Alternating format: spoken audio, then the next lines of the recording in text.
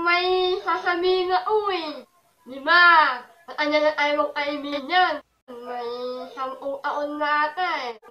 At ngayon, unti-unti na akong nakukuha sa'yo. Grabe siya. Pwede na ba itang linyawan? Teka, nag-toothbrush ka na ba?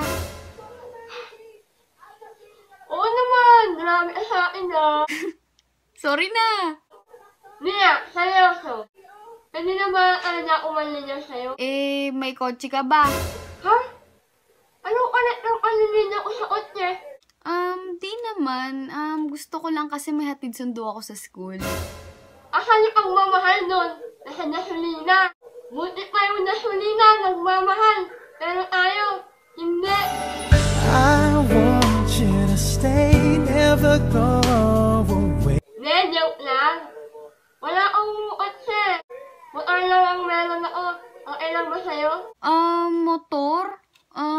Ayoko nun eh. Haggard na ako pagdating ko ng school, di ba?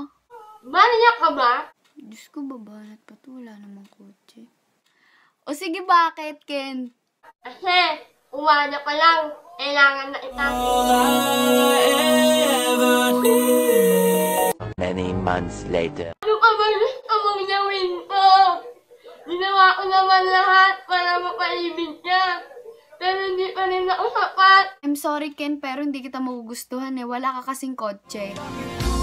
Sino ba